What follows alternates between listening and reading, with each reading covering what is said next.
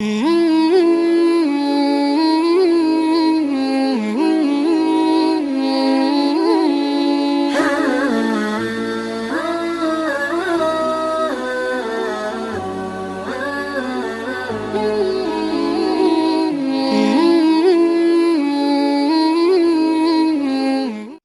باللہ من الشیطان الرجیم بسم اللہ الرحمن الرحیم فبما نقضهم میثاقهم لعناہم، ان کی بد عہدیوں پر ہم نے ان پر لعنت کی، وجعلنا قلوبہم قاسیہ، اور ان کے دل سخت کر دیے، یحرفون الکلم عن مواضعہ، اللہ کی باتوں کو ان کی جگہوں سے بدلتے ہیں، وَنَسُوا حَظًّا مِّمَّا ذُكِّرُوا بِهِ، اور بلا بیٹھے بڑا حصہ ان نصیحتوں کا جو انہیں کی گئیں، وَلَا تَزَالُ تَطَّلِعُ عَلَىٰ خَائِنَةٍ مِّنْهُمْ، اور آپ ہمیشہ ان کی ایک نہ ایک خیانت پر مطلع ہوتے رہیں گے، إِلَّا قَلِيلًا مِّنْهُمْ، مگر ان میں سے تھوڑے، فَاعْفُوا عَنْهُمْ وَاصْفَحْ، آپ انہیں معاف کریں اور درگزر کریں، ان اللہ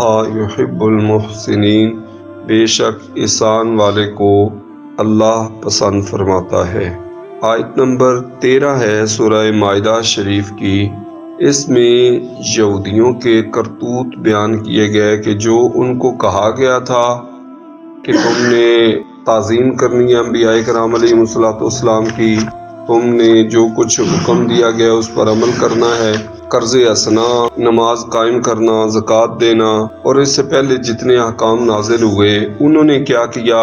فَبِمَا نَقْضِهِم مِّيثَاقَهُمْ، انہوں نے عہد توڑا، تو اس عہد توڑنے کی وجہ سے جو سزائیں ہوئیں ان کو اللہ پاک نے یہاں بیان فرمایا، لَعَنَّاهُمْ، لعنت کی ہم نے ان پر اور ان کے دلوں کو سخت بنا دیا۔ لعنت کی ان پر، لعنت کا مطلب یہ ہوتا ہے کہ رحمت سے دور کر دینا۔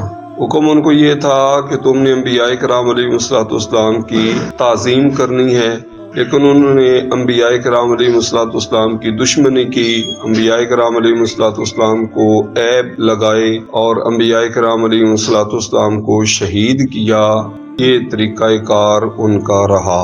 اللہ تعالیٰ جل جلالہ نے ان پر اس وجہ سے لعنت کی۔ یاد رکھیے، انبیاء کی تعظیم یہ نیکیوں کی بنیاد ہے، اور انبیاء کرام علیہ السلام کی توہین یہ گناہوں کی جڑ ہے۔ جو بندہ انبیاء کرام علیہ السلام کے بارے میں بدبختی کا شکار ہو جاتا ہے، وہ پھر اور کوئی گناہ کرتے ہوئے اسے کوئی تکلف محسوس نہیں ہوتا۔ انبیاء کرام علیہ السلام کی اللہ کی تعظیم، ہیبت دل میں موجود ہو تو اس کی برکت سے دیگر اعمال صالحہ کی بھی توفیق ملتی ہے۔ تو لعنت کی ہم نے ان پر اور ان کا دل سخت کر دیا۔ لعنت سے مراد دنیاوی ہو یا اخروی ہو، اور دل سخت کر دیا، دل سخت کرنے سے مطلب کیا ہے؟ توفیق کا سلب ہو جانا۔ ایک آدمی کے اندر توفیق رہے کام اچھا کرنے کی تو یہ سعادت ہے، اور توفیق چھن جائے کسی بندے سے، اس سے بڑا کوئی عذاب بندے کے لیے نہیں ہے کہ ایک دل جو ہے وہ اس طرح کا دل بن چکا ہے کہ اب اس پر کوئی اچھی چیز اثر ہی نہیں کرتی، تو یہ بہت بڑا عذاب ہے بندے کے لیے۔ آیات الہیہ کا اثر نہ کرنا، نصیحت کا اثر نہ کرنا، واعظ کا اثر نہ کرنا، گناہوں کا احساس نہ ہونا، گناہوں پہ گناہ کرتے چلے جانا، پرواہ نہ ہونا، اللہ تعالیٰ کے نیک بندوں میں عیب لگانا، کبھی آنکھوں میں آنسو نہ آنا، وغیرہ وغیرہ، یہ ساری چیزیں علامتیں ہیں کہ بندے کا دل سخت ہو چکا ہے۔ جس کا دل نرم ہو، حدیث شریف کے مطابق، وہ چھوٹا سا گناہ کرتا ہے تو اس کو یوں لگتا ہے جس طرح میں پہاڑ کے نیچے کھڑا ہوں اور وہ پہاڑ میرے اوپر گرنے لگا ہے۔ یہ مومن کی کیفیت ہوتی ہے گناہ کے بعد۔ اور منافق کی کیفیت کیا ہوتی ہے؟ جس طرح حدیث شریف کے مطابق ناک پر مکھی بیٹھی تھی، اس کو اڑا دیا۔ جس طرح کسی کو ناک پہ مکھی بیٹھے وہ اڑا دے، اسے کوئی محسوس نہیں ہوتا، اسی طرح اس کے لیے بھی وہ گناہ اس کو لگتا ہی نہیں ہے منافق کو۔ جبکہ مومن جو ہے اس سے معمولی سا بھی کوئی فعل سرزد ہو جائے، اس کے دل پہ ندامت، بوجھ، یہ سارا سلسلہ ہوتا ہے۔ تو بعض اوقات دل کی سختی عارضی ہوتی ہے، کچھ چیزیں ہیں جن کی وجہ سے وہ نرمی پیدا ہو جاتی ہے۔ مثال کے طور پر جو بندہ درود شریف کی کثرت کرتا ہے، اس کی برکت سے اللہ پاک دل کی نرمی عطا فرما دیتا ہے۔ جو موت کو کثرت سے یاد کرتا ہے، اس کی وجہ سے اللہ پاک دل کی نرمی عطا فرما دیتا ہے۔ جو یتیم بچے کے سر پر ہاتھ پھیرتا ہے اور یہ عادت رکھتا ہے، اللہ تعالیٰ جل جلالہ اس کی برکت سے دل کی نرمی عطا فرما دیتا ہے۔ جن کے دل نرم ہیں، یعنی اللہ کے ولی، صحیح ولی، ملنگوں کی بات نہیں ہو رہی، جو ڈھونگ رچایا ہو جنہوں نے، ان کی بات نہیں ہو رہی، جو صحیح ولی ہیں ان کی صحبت میں بندہ بیٹھے تو اللہ تعالیٰ جل جلالہ اس کی برکت سے بھی دل کی نرمی عطا فرما دیتا ہے۔ قرآن مجید کی تلاوت، قرآن پاک کو سمجھنا، یہ بھی ان چیزوں میں سے ہے جس کی وجہ سے دل کو اللہ پاک نرمی عطا فرما دیتا ہے۔ تو ان کو کیا ہوا؟ لعنت ہوئی ان پر، اور ساتھ ہی ان کے دل سخت کر دیے۔ یحرفون الکلم عن مواضعہ، وہ قرآن مجید کے لفظوں کو بدلتے ہیں اپنی جگہوں سے، وہ تورات اپنی جو ان کی کتاب تھی اس کے لفظوں کو بدلتے ہیں۔ یہ وہ پہلے بھی کرتے تھے اور بعد میں بھی کرتے تھے۔ توریت شریف، وہ توریت شریف کے اندر جو ہے وہ تعریف کرتے تھے، اور آج کے منافق جو ہیں وہ قرآن پاک میں تعریف کرتے ہیں۔ یہودیوں اور ان میں فرق یہ ہے کہ یہودی لفظی تعریف بھی کرتے تھے، معنوی تعریف بھی کرتے تھے۔ لفظی تعریف کے ایک حرف کی لفظ کی جگہ پر کوئی اور لفظ لے آنا، تو توریت میں انہوں نے ایسا کیا ہے کہ توریت میں جو الفاظ تھے ان کی جگہ پر اور لفظ لائے۔ یہ ہوگی تعریف لفظی۔ تعریف معنوی یہ ہوتی ہے کہ لفظ اور ہوں، مراد ان کی اور ہو، اور بندہ مراد اور لے لفظوں سے جو اصل مراد ہے اس کو چھوڑ دیا جائے اور معنی مراد لے لیا جائے، مفہوم بدل دیا جائے، لفظ وہی رہے، اسے کہتے ہیں تعریف معنوی۔ آج یہاں اس امت میں منافق تعریف معنوی کا ارتکاب کرتے تھے، کرتے ہیں، اور چل رہا ہے یہ سلسلہ، جبکہ جو یہودی ہیں یہ لفظی بھی کرتے تھے، معنوی بھی کرتے تھے۔ قرآن پاک میں کوئی تعریف لفظی نہیں کر سکتا، معنوی کرتے ہیں۔ جس طرح کہ حضرت سیدنا علی المرتضیٰ شیر خدا رضی اللہ تعالیٰ عنہ کو لوگوں نے مشرک کہا اور آپ پر حملہ کیا، آپ کے خلاف لڑائی کی، یہ کہہ کر کہ آپ کافر ہو گئے ہیں، یہ کہہ کر معاذ اللہ ثم معاذ اللہ خارجیوں نے حضرت سیدنا علی المرتضیٰ شیر خدا پر حملہ آور ہوئے۔ آج کے خارجی جو ہیں یہ بھی اہل سنت کو مشرک کہتے ہیں، حالانکہ نبی پاک صلی اللہ تعالیٰ علیہ وآلہ وسلم کی حدیث طیبہ ہے، اسے حدیث قنبلہ بھی کہا جاتا ہے۔ نبی پاک صلی اللہ علیہ وآلہ وسلم نے فرمایا منافق کی نشانی بیان کرتے ہوئے کہ مجھے خوف ہے ایسے آدمی کا جو مسلمانوں کو مشرک کہے گا اور موقع ملے گا تو ان کو قتل بھی کرے گا۔ پہلے اسلام، ہر بات میں اسلام اسلام اسلام کرے گا، اسلام سے نکل جائے گا، اور طریقہ کار اس کا کیا ہوگا؟ اسلام کے ساتھ اس کا کوئی تعلق نہیں رہے گا۔ بندہ بظاہر وہ اسلام اسلام اسلام، لیکن اسلام کے ساتھ اس کا کوئی تعلق نہیں رہے گا۔ کرے گا کیا؟ مسلمانوں کو مشرک کہے گا اور موقع ملے گا تو ان کو قتل کرے گا۔ حضرت حذیفہ نے عرض کی یا رسول اللہ صلی اللہ علیہ وسلم، وہ جن کو مشرک کہا جا رہا ہے وہ غلط ہے یا کہنے والا غلط ہے؟ 3 دفعہ نبی پاک نے فرمایا بلی رامی بلی رامی بلی رامی، کہنے والا غلط ہے، جن کو کہا جا رہا ہے وہ غلط نہیں ہے۔ تو وہ حضرت سیدنا علی المرتضیٰ شیر خدا رضی اللہ تعالیٰ عنہ، آپ جیسی شخصیت کو بھی معاذ اللہ قرآن پاک میں تعریف معنوی کر کے جو ان الحکم الا للہ کا اصل مفہوم تھا اس کو بدل کر لوگوں نے ان کو کافر کہا اور آپ کے خلاف لڑائی کی اور لعنتی ہو گئے، جہنمی بنے، تہتے ہوئے۔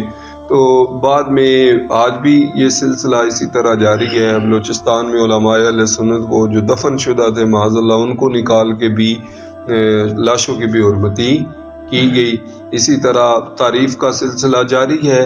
حضرت عبداللہ ابن عمر نے فرمایا کہ وہ مخلوق میں سب سے بدترین ہیں جو بتوں والی آیتیں لیتے ہیں اور ان آیتوں کو اللہ کے ولیوں کے اوپر لگاتے ہیں۔ تو آپ کو بے شمار ایسے لوگ ملیں گے جو آیتیں پڑھتے جائیں گے وہ جو بتوں کے بارے میں نازل ہوئی ہیں، اور چسپاں کرتے جائیں گے ان پر جو بت نہیں ہیں، اللہ جل جلالہ کے نیک بندے ہیں۔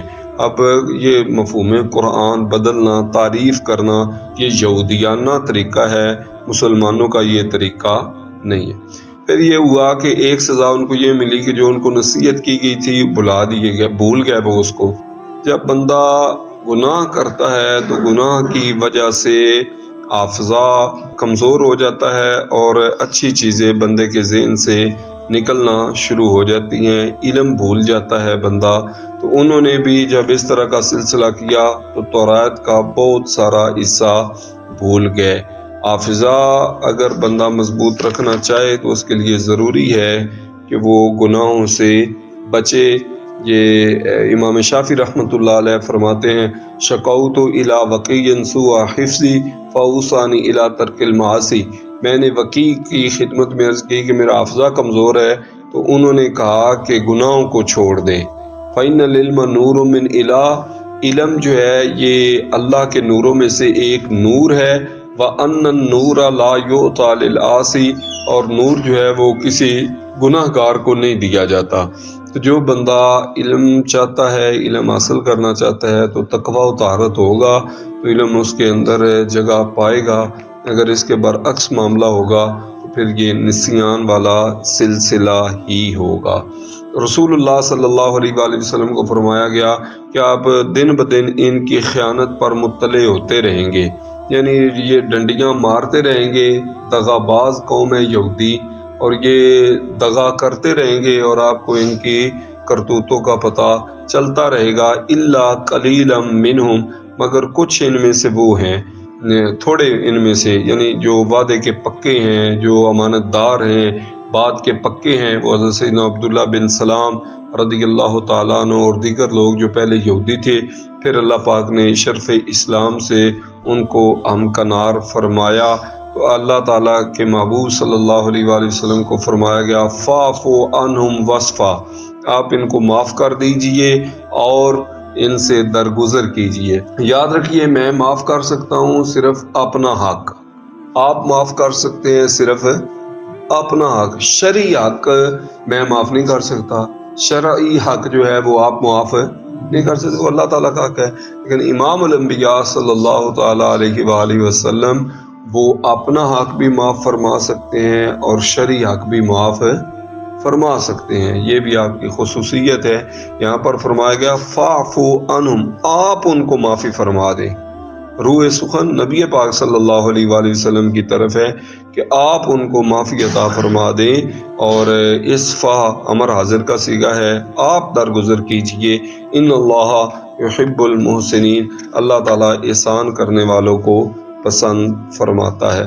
خلاصہ اس آیہ کریمہ کا یہ ہوا کہ وعدہ خلافی سے بچنا چاہیے۔ بدعہدی یہودیوں نے کی تو ان کو اس جرم کا کیا نقصان بھگتنا پڑا کہ لعنت ہوئی ان پر اور دل سخت ہو گئے۔ ہمیں بھی اپنے وعدے پورے کرنے چاہیے، بالخصوص جو وعدہ ہم نے اللہ سے کیا، اللہ کے رسول صلی اللہ علیہ وآلہ وسلم سے کیا، اس کی خلاف ورزی سے اپنے آپ کو بچنا چاہیے۔ دل کی سختی اللہ کا عذاب ہے اور دل کی نرمی یہ اللہ پاک کی رحمت ہے۔ دل کی نرمی والے جو ذرائع ہیں ان کی طرف متوجہ ہونا چاہیے، اور جن کاموں سے دل سخت ہوتا ہے ان سے اپنے آپ کو بچائے رکھنا چاہیے۔ بالخصوص یہ بے ادبی جو ہے نیک لوگوں کی، یہ دل کو سخت کر دیتی ہے، اور ان کا قرب وہ بندے کے دل کو نرم کر دیتا ہے۔ اسی طرح گناہوں سے حافظہ کمزور ہوتا ہے تو تقویٰ و طہارت رکھنا چاہیے تاکہ حافظہ مضبوط رہے اور علم کا نور وہ ہمارے اندر جگہ پائے۔ حضور اکرم صلی اللہ علیہ وآلہ وسلم کی شان و عظمت کہ آپ شرعی خطا کو بھی معاف فرما سکتے ہیں، اور مالک ہیں آپ، جو چاہے فرما سکتے ہیں۔ وہ کفارے کے لیے آپ نے سنا ہوا ہے، مشہور واقعہ ہے، تو ایک آدمی نے روزہ ختم ہو گیا تو آپ نے فرمایا اس کے 60 روزے رکھنے ہیں۔ کہا جی ایک نہیں رکھ سکا، 60 کیسے رکھوں گا، 60 مسکینوں کو کھانا۔ انہوں نے کہا جی یہ تو میرے لیے مشکل ہے۔ اچھا پھر بیٹھ گیا، وہ ٹوکرا آیا تو آپ نے وہ کھجوروں کا آپ نے فرمایا یہ جا کے تقسیم کر دوں مسکینوں میں. کہا مجھ سے بڑا کوئی مسکین ہی. آپ مسکرا پڑے. آپ نے فرمایا ٹھیک ہے لے جاؤ یہ استعمال کرو جو چاہیں فرما دیں. آپ گناہوں کی معافی بھی ہو گئی اور ساتھ اس کو عطا بھی فرما دیا. یہ نئے نئے معنی گھڑنا قرآن پاک کے احادیث طیبہ کے نقطے نکالنا جو خلاف شرع ہوں، یہ نقطے نکالنا کوئی کمال نہیں بلکہ یہ نقطے نکالنا گمراہی ہے، تعریف کے زمرے میں آتا ہے. ہاں شریعت مطہرہ کے مطابق جو مفہوم ہو اس میں حرج نہیں ہے. اللہ تعالیٰ جل جلالہ نبی پاک صلی اللہ علیہ وآلہ وسلم کے تو فعل تعلیمات قرآنیہ پر عمل کی توفیق عطا فرمائے.